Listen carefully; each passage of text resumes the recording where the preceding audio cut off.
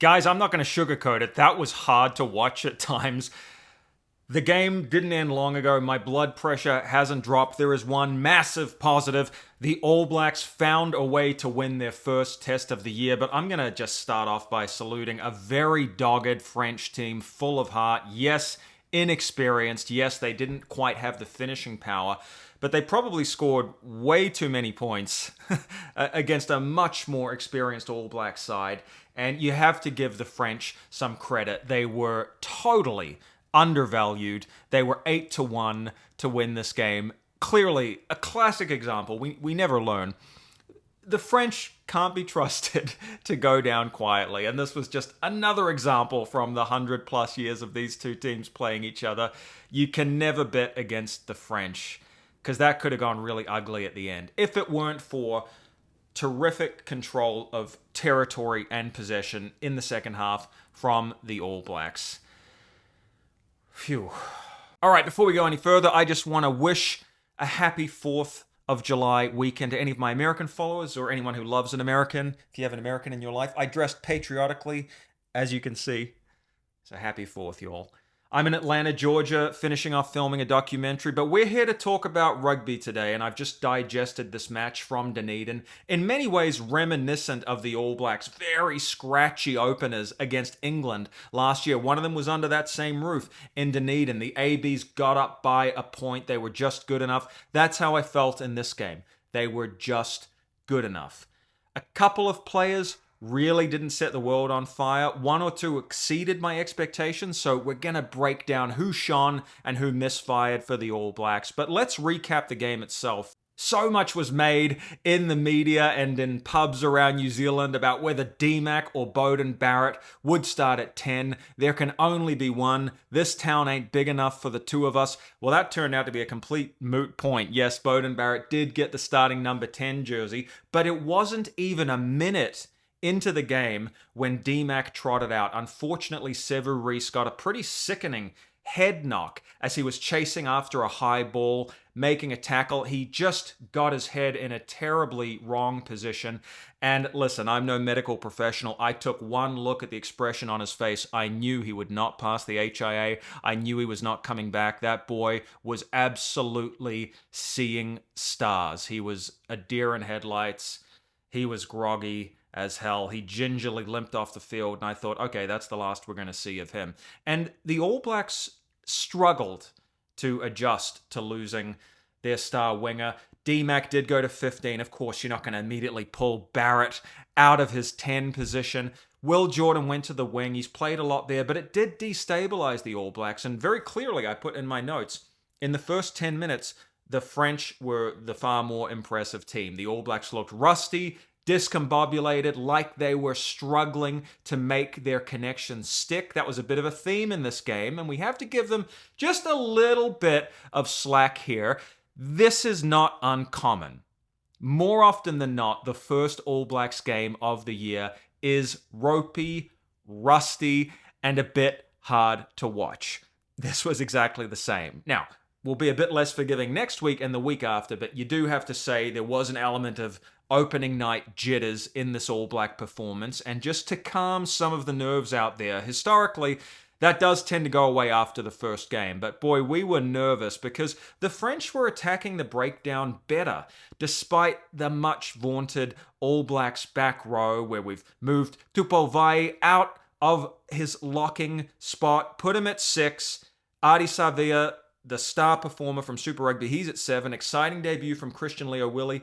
These guys were caught a bit cold. The French were tearing into the breakdowns with a lot more ferocity and better technique. I got to give the French high marks for how they played the ball on the deck, how they counter-rucked against the All Blacks, and throughout the game, you would see the All Blacks creating a lot. They created much more than the French.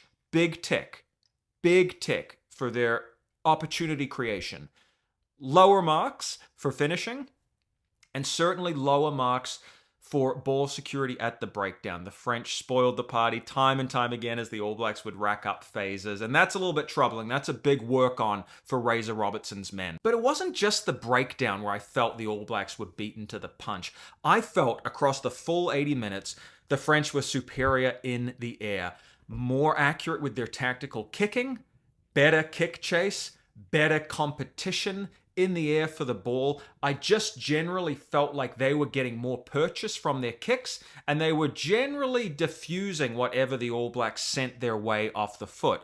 Definitely another work on for this team. Now, 15 minutes in, we had our first of 3 disallowed All Black tries. This was the false dawn. We thought it was the opening All Blacks try of the season. It wasn't. Great piece of skill, though. You had Cam Roygaard splitting the field. Beauden Barrett, beautiful in support. Just a textbook All Black try. Unfortunately, Fletcher Newell had knocked on somewhere along the way there, so that try was disallowed and called back. Bummer. It was actually the French who scored first through their big number 8 Giard. Finished off a movement that did see number 13 All Black Billy Proctor really get skinned on the outside. The French drew him in a bit narrow on defense. By the time he realized what was going on, it was too late. That was the critical breach. And in a way, it just had to move down the line, and Giard was the lucky guy to dot the ball down.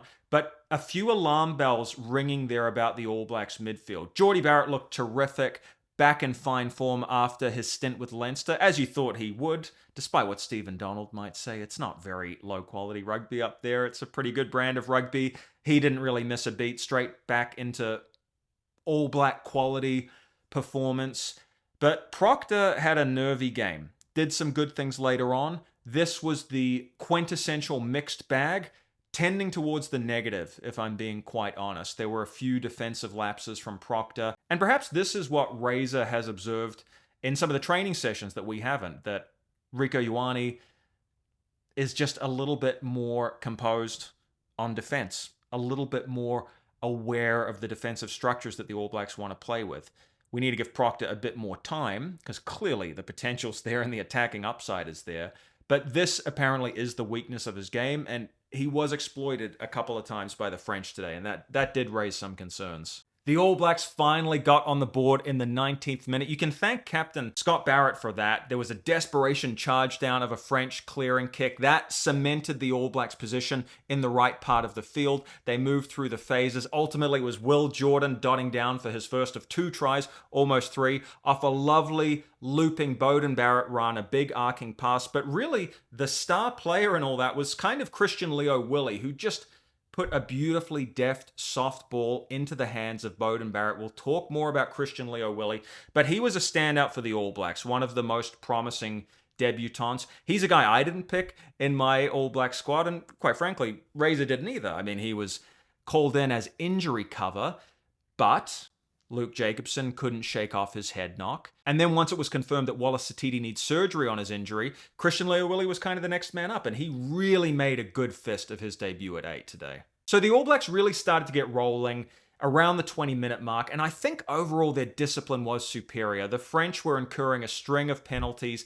That was kind of what let the French down. If we look at it with a bit of emotion taken out of it, their discipline wasn't really up to scratch, and it allowed the All Blacks to tighten the screws at the important moments. Some good signs too from the All Blacks pack in the 24th minute. An absolutely killer All Blacks scrum demolished the French. We loved seeing that.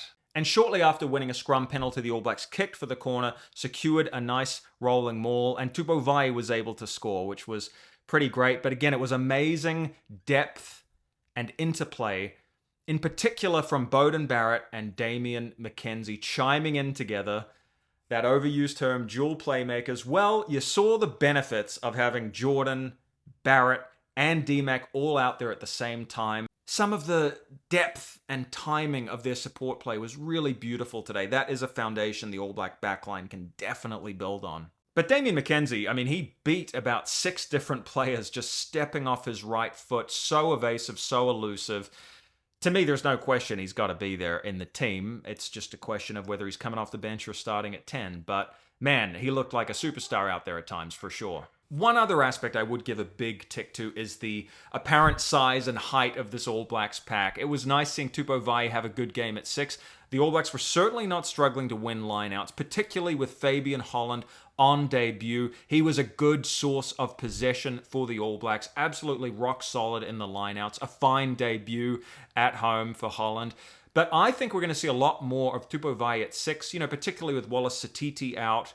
and Sam Penifino not setting the world on fire when he came off the bench, and we try and win more in the air, contest the lineouts, make the lineout a more secure platform in 2025. Now, when the All Blacks are playing at their best, they love to score just before halftime and just after halftime. They did that here. They got a try in the 39th minute, so we do have to recognize that as a positive. It was Beauden Barrett dotting down out wide, but it was actually off the back of some nice soft hands from Billy Proctor and a pop basketball pass from brother Beauden Barrett. A good moment of attacking fluency and continuity from the All Blacks backline. Like, make no mistakes, even though my assessment of this game is a little bit damning, and it was certainly hard on the heart watching this game, there were times that the All Blacks backline really did shine. And there was plenty of innovation, creativity, and opportunities. You know, they created so many opportunities, and if they can finish a few more of them, they're going to put away teams like this by even more points. So let's be glass half full for a second. Some good signs from the All Blacks backline. So just after halftime, the All Blacks scored again. I think it was the 46th minute. You had another combination of Beauden Barrett and Will Jordan. Those two together were just sensational. And you had Jordan really charging in from depth onto a Barrett short ball.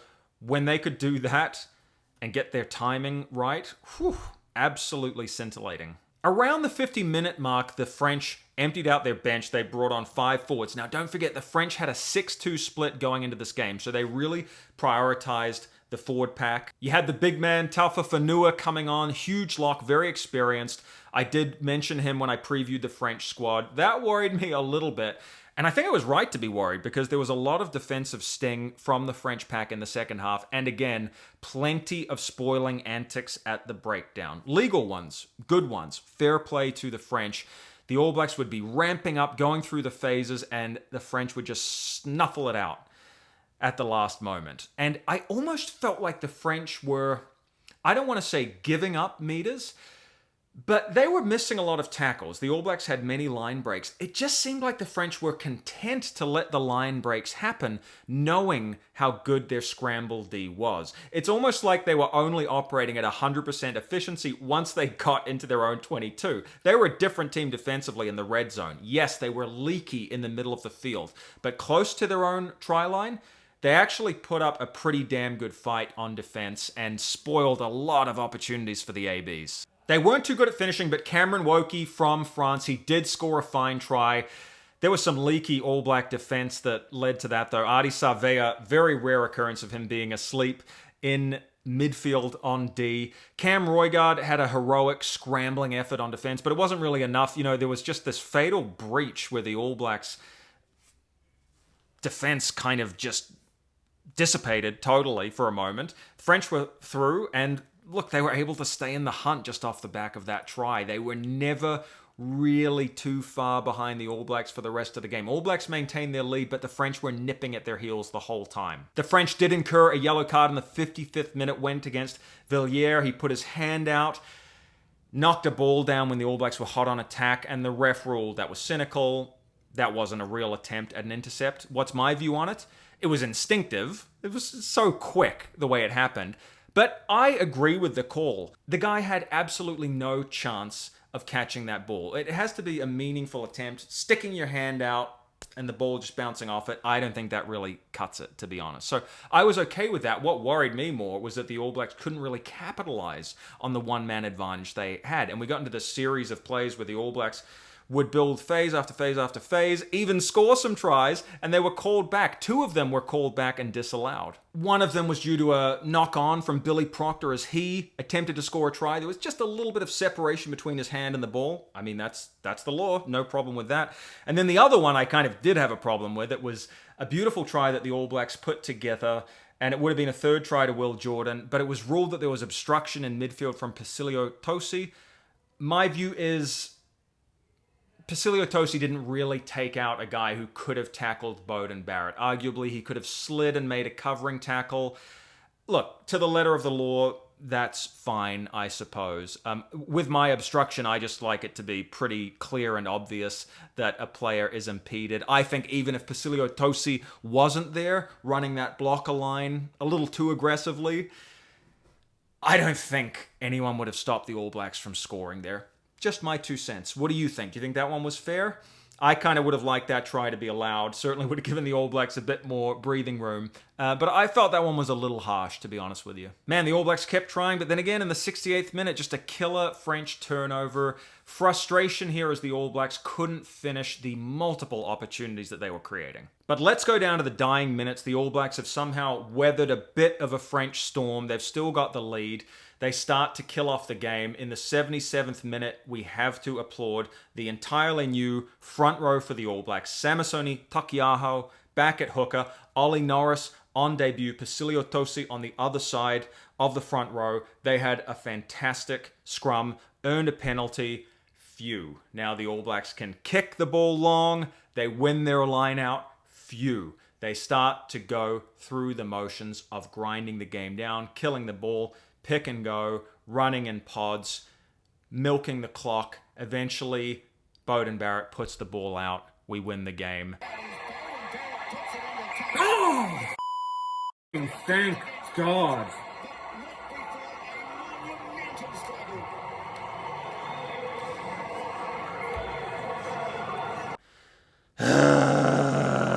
That's how I felt. Not happy, not elated, relieved. One of those All Black wins.